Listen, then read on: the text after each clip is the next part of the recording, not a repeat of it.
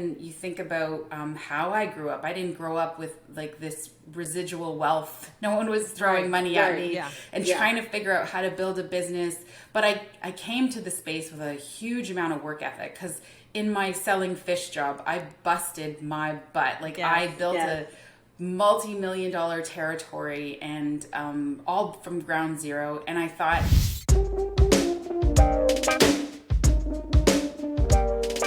welcome to the Nopalera podcast, a place where I share the journey of building my company from the ground up, as well as the stories of others in our community. I am your host, Sandra Velasquez, founder of Nopalera, a culture-forward brand that celebrates and elevates culture. Aside from making great products, we are cultural storytellers with a mission to inspire our community to stand in their worth. In this podcast, you will hear a mix of solo and guest episodes around the entrepreneurial realities of building a company. I launched Nopalera from my Brooklyn apartment with no outside funding while working 3 jobs, raising my child in the middle of the pandemic at the age of 44. Thank you for joining me on this journey. I hope it inspires you to live boldly. Jenn Harper is the founder and CEO of Cheekbone Beauty, a digitally native direct-to-consumer brand that is helping Indigenous youth see themselves in a beauty brand while using the concept of life cycle thinking in the brand's ethos and in developing products, creating a new segment in the beauty industry, sustainable, socially conscious beauty. Jenn has been making a name for herself in the industry for a number of years and has been gaining popularity quickly after being on the hit CBC show Dragon's Den, which is like the Canadian Shark Tank. Cheekbone Beauty's mission is to help every Indigenous youth see and feel their enormous value in the world while creating sustainable cosmetics. I met Jenn Harper through the Credo for Change cohort in 2021, and she is just such a badass, such a gem. I'm so excited to dive into this conversation. Let's get started.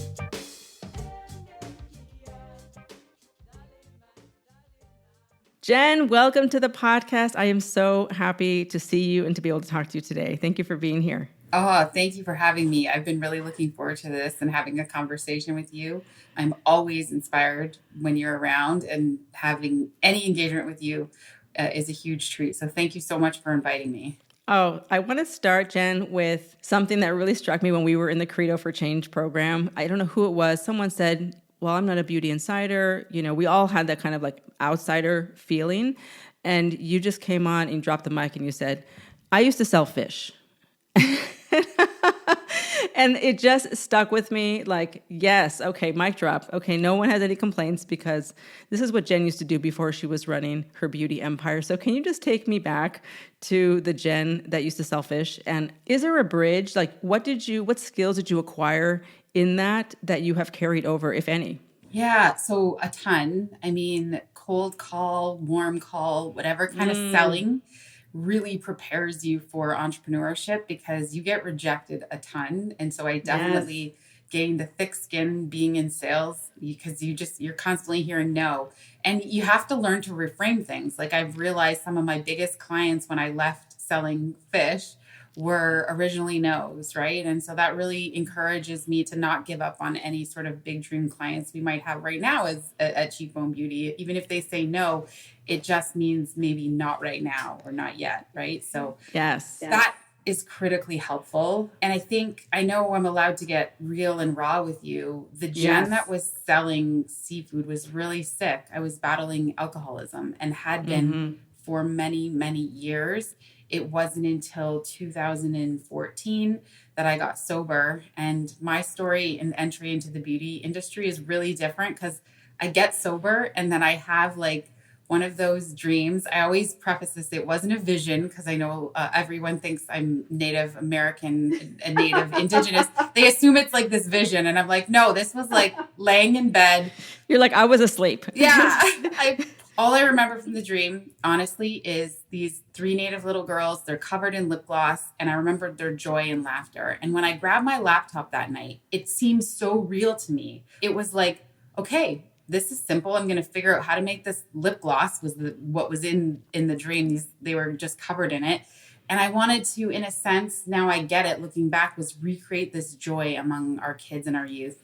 And so for many of us across North America, if you grew up First Nations or as a First person, we're put on reservations, we're we're really segregated or segmented away from society to the point where many people don't even think our culture still exists, but it is thriving, it is alive, and it is well. And despite the trauma our people have faced, first and foremost, I think the brand that Cheekbone wanted to create was this idea about changing a narrative. Like, look at this news story, look at how resilient we are as a people, and look what we can do. And I'm really proud that that's part of what our brand gets to do. But certainly, I didn't enter this industry or this space without tons of trauma in my personal life. And then even you think about how I grew up. I didn't grow up with like this residual wealth. No one was throwing money at me and trying to figure out how to build a business. But I came to the space with a huge amount of work ethic because in my selling fish job, I busted my butt. Like I built a multi-million-dollar territory and all from ground zero. And I thought if I could work, and I hate to say this, the two gentlemen that I was working for had built a company that was doing about $150 million a year. And I thought, if these two guys can build a business, why can't I? Right. So as much as, they're great guys, but it's just realizing nobody's perfect in entrepreneurship. Like it's a process. And so learning that it is possible for us to make things. I love that so much. I also have a background in sales, and it definitely prepared me for all the same reasons that you just expressed. I was like, I cut my teeth in the trenches of New York grocery where it is just brutal. People are just talking about margins, like they just want free stuff.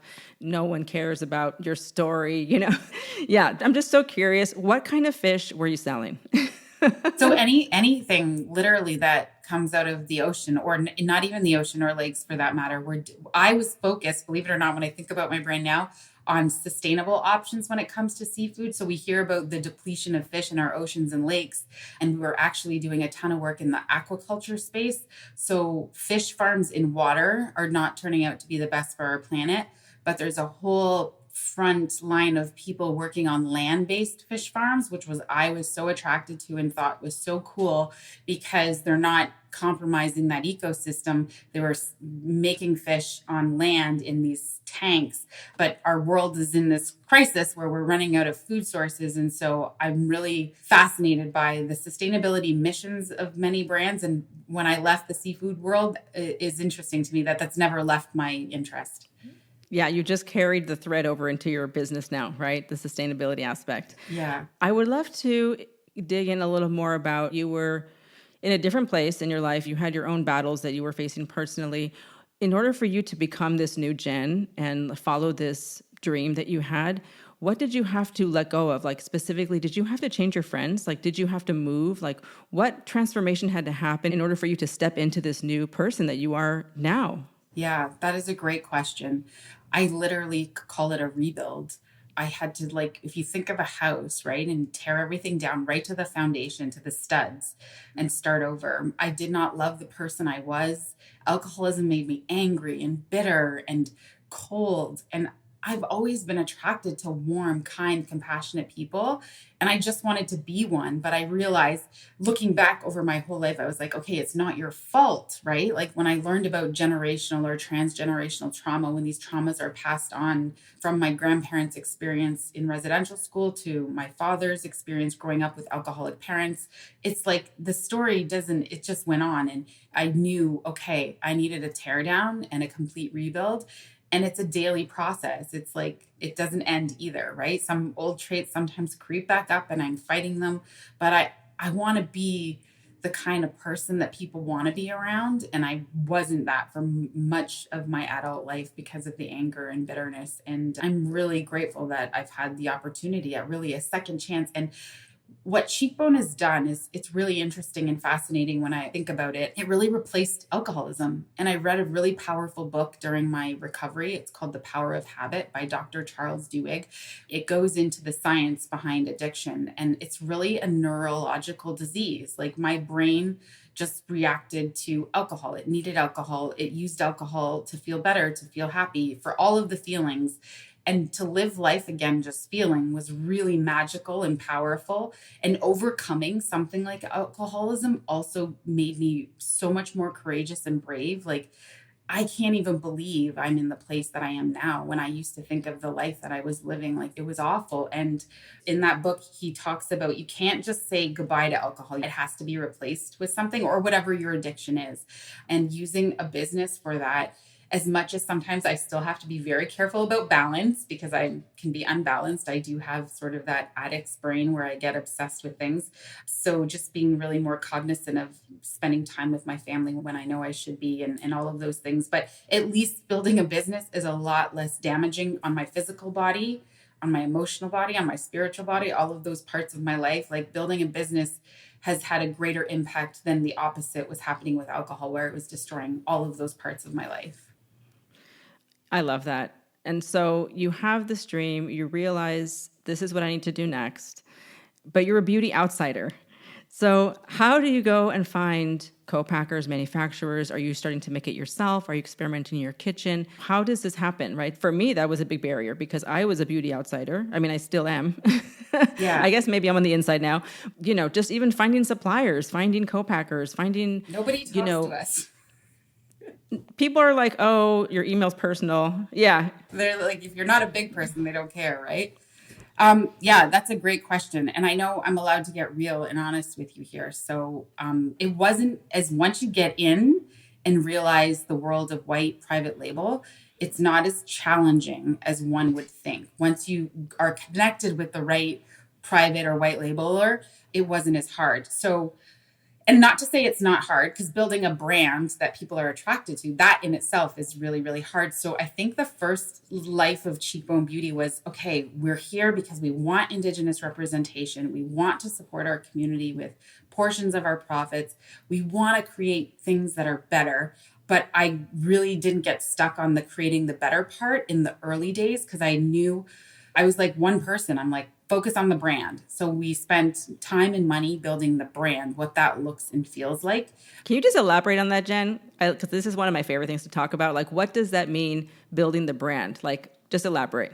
Yeah, to the finest details of the font you're going to use, in what places, to the colors, and to how you want to make people feel. For me, that was always the best way to describe branding is like when someone sees your brand, how do you want them to feel? And that involves all of those aspects of the tone of voice, the language your brand uses. Like we use the word community versus customer. And it's so interesting. We literally have a glossary of words now that we try to use. And we have a brand guide and deck that goes into all of the details of when we post on social media, what kind of post can this be? And if it's a product post, what does it have to do and say? If it's a using post, like, so the details of building the brand are endless and that will never change. You can have your sort of your framework, but you know you're going to grow and expand on that, especially when you're in a CPG business like us and you're adding more SKUs, the stories are going to be slightly different. And I'll use the word story because building a brand requires stories. And so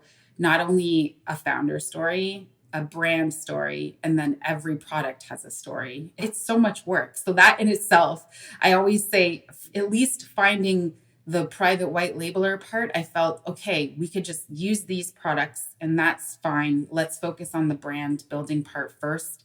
And that took a couple years to get where we felt happy. And so then the more I spent in the space, I was like asking questions because we get asked questions. Where does the mica come from? Where are you supplying your coconut oil? Are you part of the sustainable palm oil commitment? Like, and those are just scratching the surface. We get some crazy questions. I'm sure you do too. Yeah. Right. And nobody could answer them for me. And I am like, how can you not tell me where these things are coming from? And then I also looked at the packaging and I knew how we were shipping out our orders.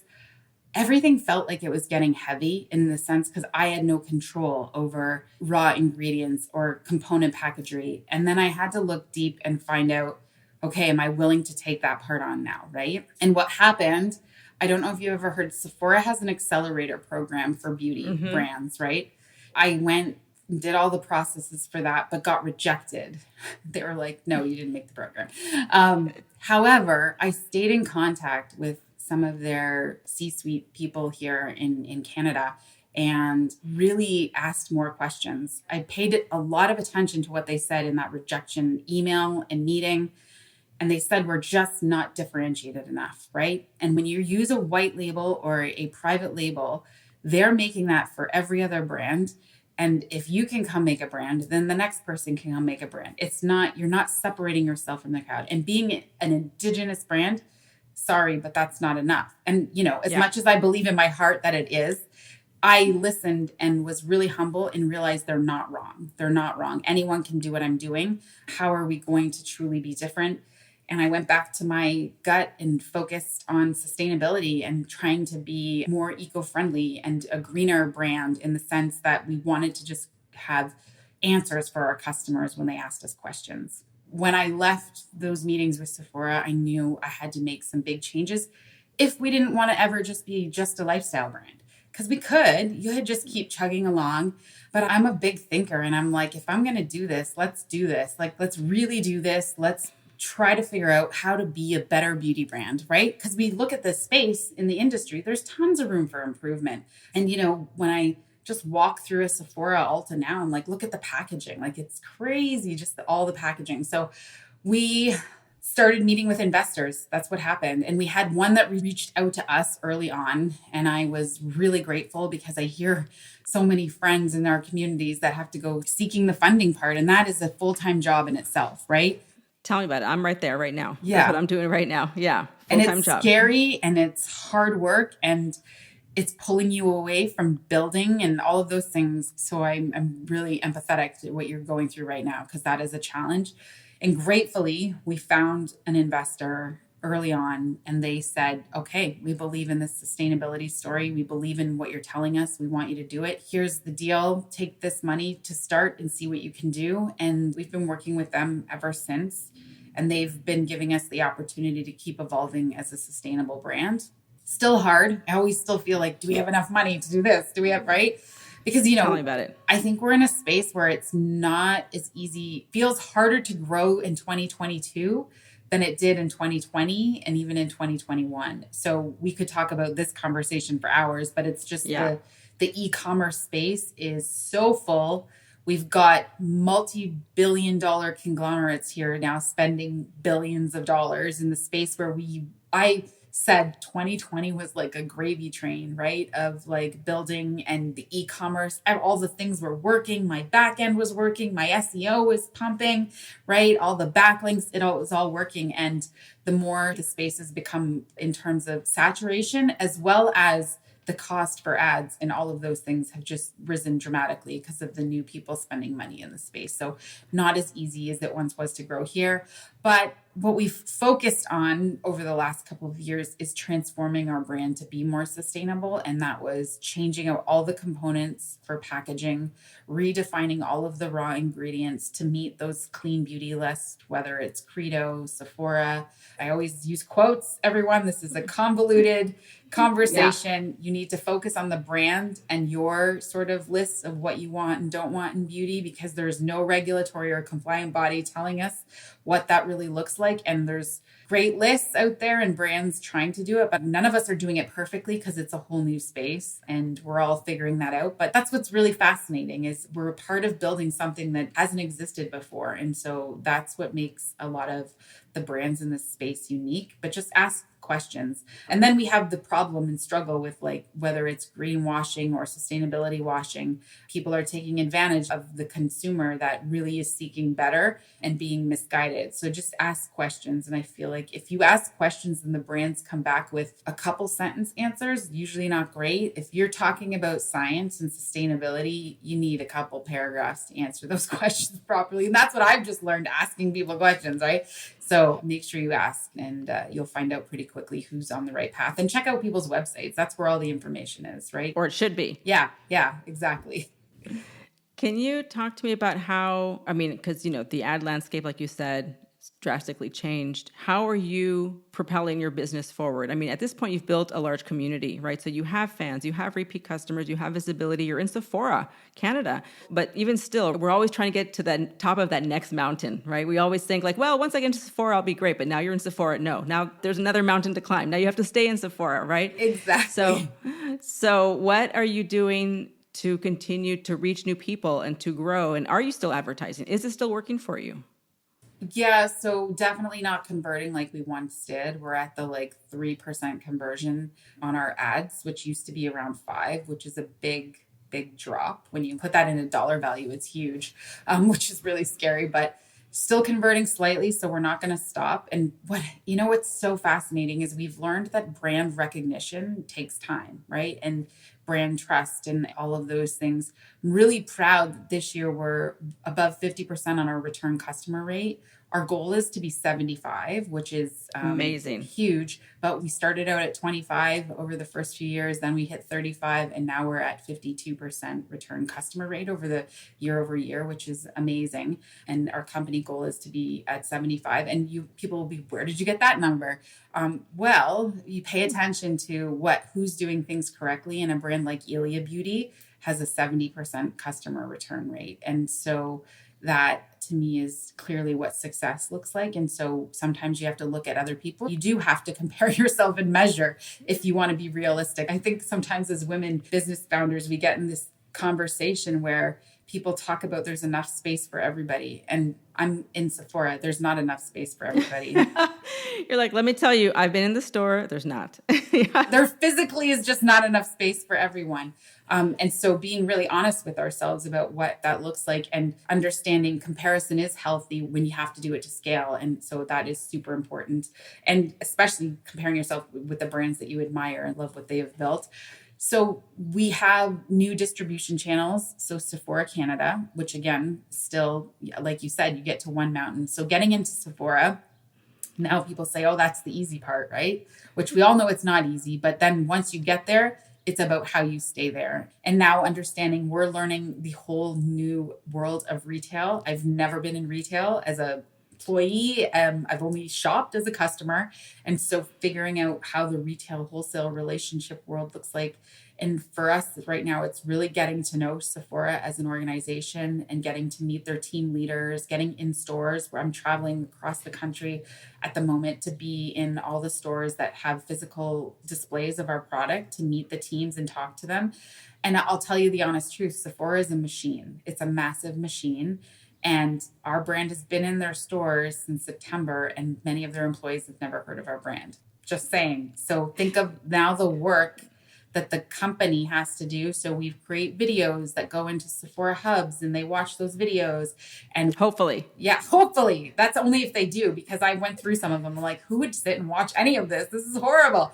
So that's why we have to get in the stores and meet people and talk to them and really engage and build that relationship with this partner. Because if Sephora is going to be a great partner, we have to do our part. And as a founder, I realized, I'm like, oh my gosh, we've just done a crappy job at the first few months, but it wasn't our fault. The pandemic, they weren't allowing brand founders in stores. So there's nothing we could have done differently.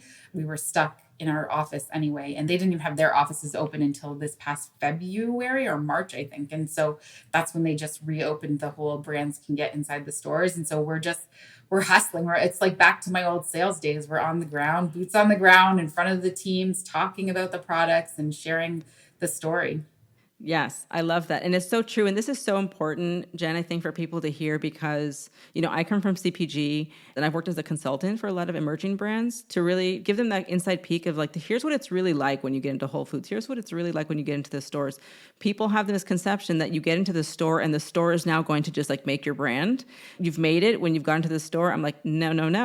Now you have to go and show up at the store and actually merchandise your product. And people are like, but wait, I thought that the store did that. Doesn't the store just like handle everything? I'm like, look at how many SKUs are on shelf and then look at how many people work at the store. Mm-hmm. Like there's not one person for every brand, right? So like, yes, you have to show up, you have to fix your own shelf, you have to train people, you have to tell people that you exist. They don't know, they just work there. Yeah.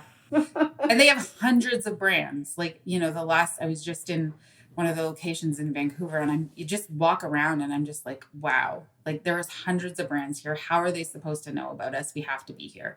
Yeah. And really working well with the store. Sephora calls their store directors and working with them. I've met a few and talking about where the display is and moving it around the store and me understanding how their brains operate and work. And, there's so many good people, even though they are just working there. It's really about finding the right people in the stores too, because there's so many good people in there and they do want to support you. They really do. Right. So it's finding the right ones while you're there. Yes. Talk to us about, I mean, this is definitely a challenge, right? Because now you feel like you're kind of trying to make up for lost time. You were in the pandemic, you couldn't visit the stores. Now it's like you can. So it's like, let's go everywhere. But in terms of other operational, personal, just talk to us about the kind of like nitty gritty challenges of where you are now compared to where you were, let's say like 2 years ago. It's a people problem for us for sure. I'm of the ilk where everyone around me should be a hell of a lot smarter than me. But finding those people, it's not always easy, right? Especially at a startup's budget. Like our budgets are not as high as the big brands in our space. And so Yes. really spending the time to find people that are passionate about the brand. I know people will never be and feel the way about Cheekbone that I do as the founder, but I'm really proud of the team that we have right now because they are really passionate about what we're doing. And I can feel that, but it's always going to be, we're still always growing and people always becomes a challenge. Like one of our operations managers, she wants to go and take more education and move across the country. And as a leader, of course, I want the best for her. I know I'm losing an amazing person and replacing her is going to be a challenge. And so those become a big part of the challenge, right? When you have great people and then you have to lose them, or you hire somebody who's not great and you have to admit that, because I've realized now, oh my goodness, I took too long to let go of certain people. And I should have done it much quicker to save my level of stress as well as for them. Like, let's just talk adult to adult. Like, this is not working. Trying to figure all that stuff out is really hard. The hardest part, I just got to spend a week with our investors on a retreat. And so it's other CEOs. I don't spend enough time with other CEOs, right? Because we have these challenges and some of them are at scale greater than me. So I need to like spend time with people that are at that next level and more time with people growing businesses. In the early days, I would do a lot more networking and I just feel like there's not enough time, but I need to make time because I learned a ton from some fellow Indigenous CEOs this past week that have scaled businesses. Hung out with Bobby, owns a company out of Calgary called Virtual Gurus. This chick is a badass. She's the first Indigenous woman in history to take a Series A and got 8.5 million from TELUS to build, like, it's a tech business. So of course she's in those numbers that are like way up there, but that is epic. And so finding those kinds of people that you want to hang out with that are doing the same things that you want to do. And she's amazing, like just wants to support everything we're working on too, right? And this is all music to my ears. I love this so much. And honestly, when I launched my brand, because I was a beauty outsider, I spent 15 years as a musician. So I have a lot of great artist friends that are all broke. Like, these people cannot help me build my $1 million empire.